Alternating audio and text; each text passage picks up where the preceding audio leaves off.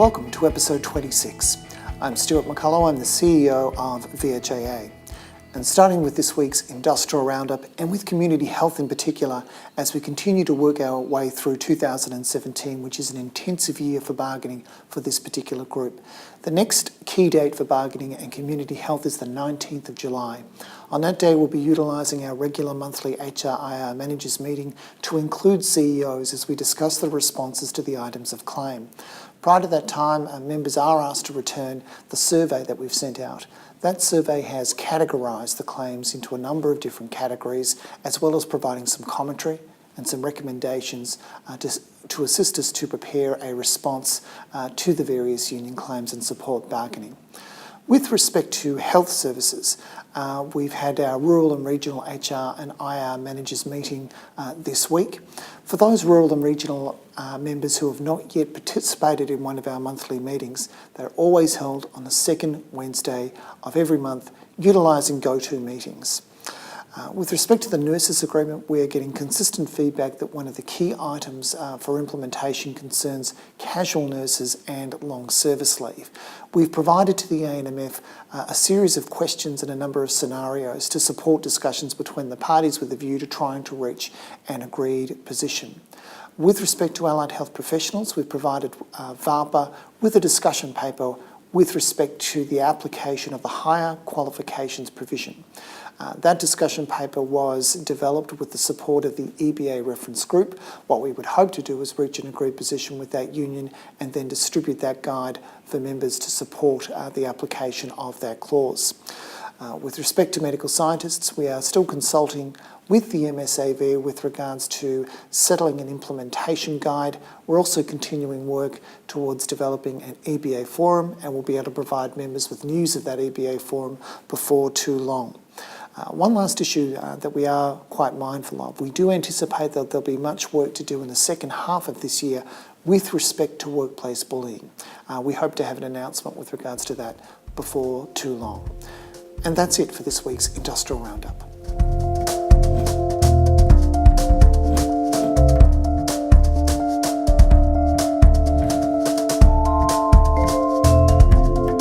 Welcome to the weekly update, where we go in depth with a particular subject.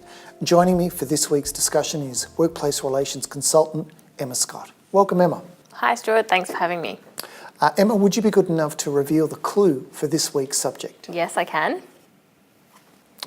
So, for the benefit of those people who are listening rather than watching this particular podcast, could you describe the object? That's a placeholder card for Tim. For Tim Nagel? Yes. So I'm going to take that particular name tag and just pop it here. On the basis of that clue, what would you say this week's subject is? I'm not sure. A better guess might have been Tim, particularly given that he's not here this week. We could have talked about him behind his back. But the actual subject concerns independent contractors and employees, and the fact that putting a particular label on an arrangement does not make it so. So you're not Tim? I am not Tim, okay. And that is indeed the point of that particular example. We often get queries from members with regards to the difference between an independent contractor and an employee. And at the heart of that is ensuring that whatever the nature of the arrangement, that it accurately reflects the circumstances. Put simply, if you were to take an apple and call it an orange, it's not going to turn it into an orange. In the same way, by putting on a name badge that says Tim Nagel, it doesn't turn me into Tim. So it's important that people be able to recognise the difference between those two types of arrangements. So what is the difference between an independent contractor and employee? Well, first of all, it's important to understand that significant things turn on that particular distinction. Members will be aware that we have a range of enterprise agreements that determine terms and conditions for employees. They don't apply to independent contractors.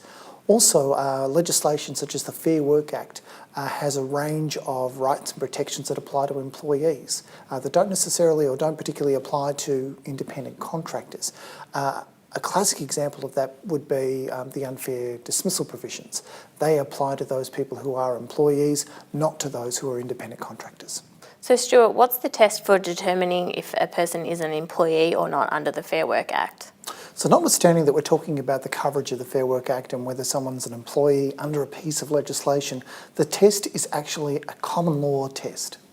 So with the common law test, is there actually a decision of the Fair Work Commission that sums up the principles that you're talking about? So there are lots of decisions on this issue, but perhaps the best decision for people to familiarise themselves with if they're looking for a good distillation of the relevant principles is a case called Jing Chao, trading as French Accent and D. Rosario.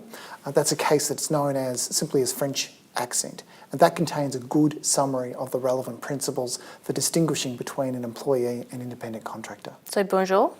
Bonjour indeed. If there is a dispute over an independent contractor or an employee, what occurs and how would the Fair Work Commission assist with that? So what the Commission is trying to do in the event of a dispute of that nature is to determine the real substance of the relationship. In doing so, it's going to look at the totality of the circumstances and the relationship. So when you're talking about substance, what happens if a contract actually just states that that person is an independent contractor? Does that mean that they are one? So having a written contract that identifies someone as an independent contractor will be a relevant consideration, but by itself it won't be determinative. In the same way that we get back to that principle of wearing a name tag that doesn't suit, won't have the effect of turning that thing into something that resembles the name tag. It's got to fit the circumstances. So a written contract is useful, is relevant, but it doesn't determine matters in their totality. So given the Commission is a third party, how do they go about actually working and sorting out through a dispute? The way they do that is through a range of indicia, that is a range of indicators that help the Commission to determine which characterisation best suits the circumstance. So what are some examples of those? The first of those is control. Control over how the work is performed, where the work is performed, the hours in which the work is performed. So control is a classic indicator that supports, if a party can control all those things, that's more consistent with being an employment relationship.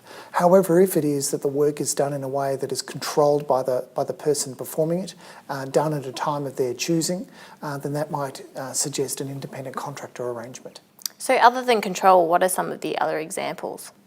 Whether or not the worker does work for other people. If somebody, because what we're trying to determine is whether the circumstances support a conclusion that what's happening is that the person who performs the work is in effect running their own business. And that's what we're trying to identify if we're looking for whether someone's an independent contractor. An independent contractor might well work for a range of employers or entities at once. That said, just a note of caution, the fact that a person works for more than one employer does not make them an independent contractor as such. I think over time it's become more common for employees to hold more than one employment contract. So for those people who identify that fact, it doesn't mean you can then categorise an employee as an independent contractor. So Stuart, is what the worker tells the world at large important? It's also relevant. So the way that a worker actually presents themselves to others could indicate one way or another the nature of the relationship. If, for example, the worker has their own workshop and performs the work there, if they have a website or a Facebook page that represents that they're running their own business, those are things that might support a conclusion that an independent contractor arrangement exists. So what's another indicator? Another indicator, another example would include whether or not the worker supplies their own tools and equipment. Supplying your own tools and equipment is consistent with being an independent contractor. Conversely, having the tools and equipment supplied for you by the entity that's engaging you to perform the work is more consistent with an employment relationship. So what about the termination of the arrangement? So in terms of terminating an arrangement, employers terminate the employment of an employee, but entities can terminate a contract, and that's a slightly different thing. So how is it different? I guess in two respects, one of which is that there may be certain protections in the case of termination of employment. In the context, though, of the termination of a contract for services, generally you're doing so on the basis of the particular contract, or upon the completion of a service, you're simply not entering into another contract. So you're talking about how the worker at large represents themselves. What about the importance of how the entity represents? Also really significant. The way in which the entity engages with the person doing the work is a fundamentally relevant consideration. If, for example, a person who is performing work is signing in as a contractor, wearing a badge that identifies them as a contractor, those are things that are all supportive of it being an independent contractor arrangement. Conversely, if someone is being told that they're an independent contractor but is required to go through all the steps that you go through if you're an employee, then that's fundamentally at odds with that conclusion. So what about income tax? It can also be relevant. Employers will deduct income tax on behalf of their employees.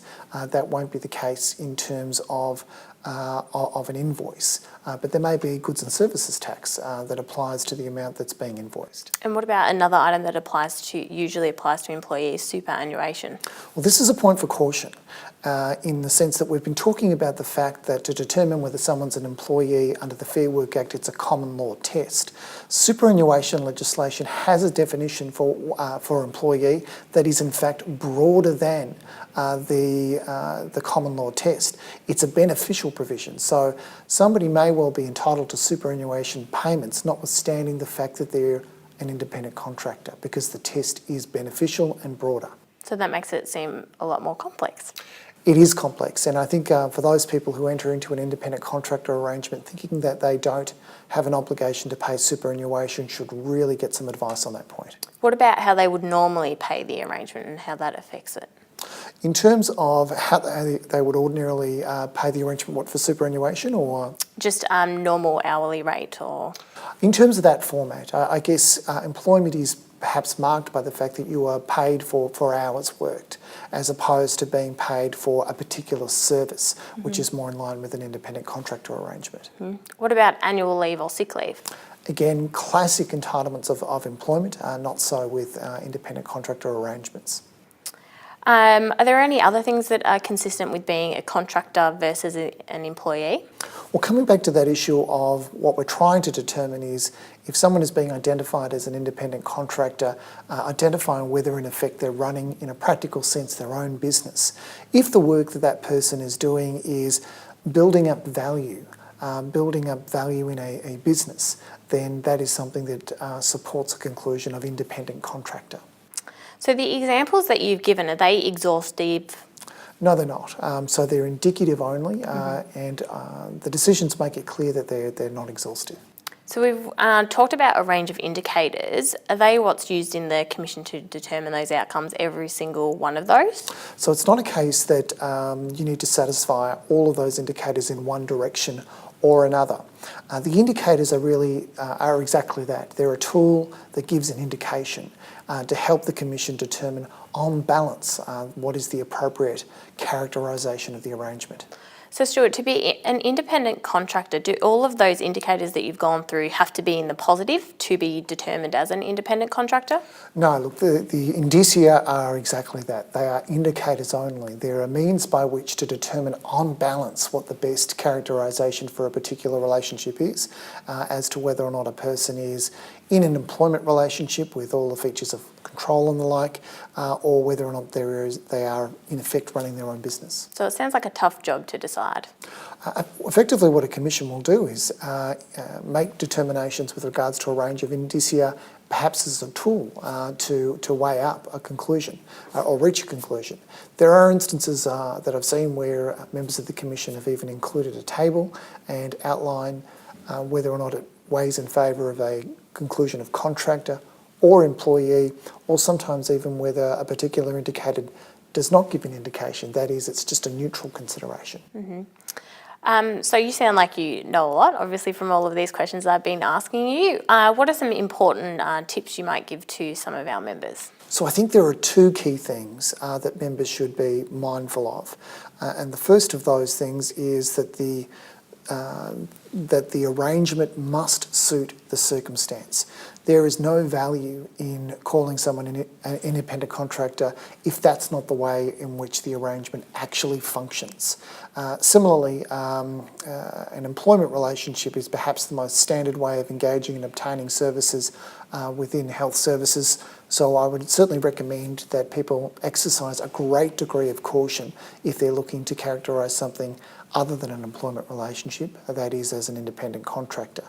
The second thing is, if people are creating an independent contractor arrangement, to take great care in the way in which they record that arrangement.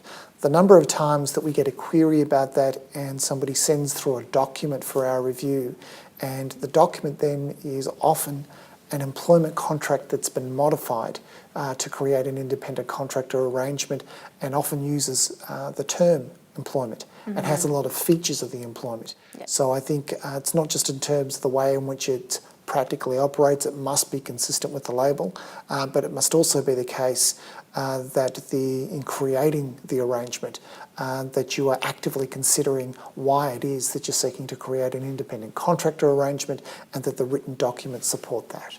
So those are some of the key tips with regards to that determination between independent contractor and employee. Thanks for taking the time today, Emma, to go through it. Thanks, Tim.